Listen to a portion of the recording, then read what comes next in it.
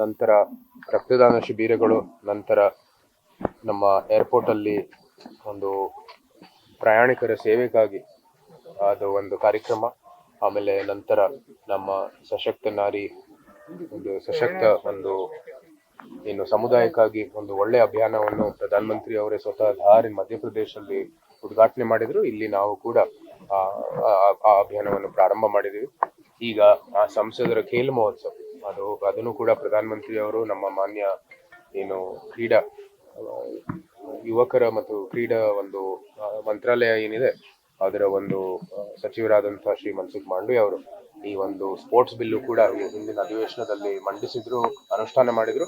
ಅದ್ರ ಜೊತೆಗೆ ಈ ಸಂಸದ ಖೇಲ್ ಮಹೋತ್ಸವ ಅಂದ್ರೆ ಕ್ರೀಡೆಯನ್ನು ಪ್ರೋತ್ಸಾಹ ಮಾಡೋ ದೃಷ್ಟಿಯಲ್ಲಿ ನಾವೆಲ್ಲರೂ ನಮ್ಮ ಕ್ಷೇತ್ರದಲ್ಲಿ ಈ ಕ್ರೀಡೆಯ ಪ್ರೋತ್ಸಾಹಕ್ಕಾಗಿ ಅನೇಕ ಪಂದ್ಯಾವಳಿಗಳನ್ನು ಏರ್ಪಡಿಸಬೇಕಾಗಿ ಅವರು ಸೂಚನೆಯನ್ನು ಕೊಟ್ಟಿದ್ದಾರೆ.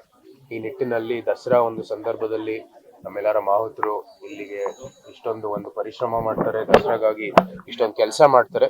ಅವ್ರಿಗೂ ಕೂಡ ಒಂದು ಪಂದ್ಯಾಟವನ್ನು ಏರ್ಪಡಿಸುವಂತ ಕೆಲಸವನ್ನು ಮಾಡ್ಬೇಕು ಅಂತ ನಮ್ಗೆ ಒಂದು ಆಸೆ ಇತ್ತು. ಸೊ ಈ ಸಂಸದರ ಕ್ರೀಡಾ ಮಹೋತ್ಸವ ಅದ್ರ ಜೊತೆಗೆ ಕೈ ಜೋಡಿಸೋ ಮೂಲಕ ಇವತ್ತು ಅವ್ರಿಗೆ ಒಂದು ವಾಲಿಬಾಲ್ ಪಂದ್ಯಾಟವನ್ನು ಏರ್ಪಡಿಸಿದ್ವಿ. ಅತ್ಯಂತ ಒಂದು ಒಳ್ಳೆಯ ಪ್ರತಿಕ್ರಿಯೆ ಸಿಕ್ಕಿದೆ. ಎಲ್ಲರೂ ಇನ್ನೂ ಫೈನಲ್ಸ್ ಆಟ ಆಡ್ತಾ ಇದ್ದಾರೆ. ಬಹಳ ಸಂತೋಷ ಆಯ್ತು, ಇಷ್ಟೊಂದು ಉತ್ಸಾಹದಿಂದ ಅವರು ಈ ಕಾರ್ಯಕ್ರಮದಲ್ಲಿ ಭಾಗವಹಿಸಿದ್ದಾರೆ. ಈಗ ನಮ್ಮ ಮಾವುತರ ಮಕ್ಕಳಿಗೆ ಒಂದು ಅಕ್ಷರಾಭ್ಯಾಸ ಕಾರ್ಯಕ್ರಮ ಜೊತೆಗೆ ಪುಸ್ತಕ, ಬ್ಯಾಗ್ ವಿತರಣೆ, ಪೆನ್ಸಿಲ್, ಅನೇಕ ವಸ್ತುಗಳು ವಿತರಣೆಯನ್ನು ಕೂಡ ಮಾಡಿದೆ.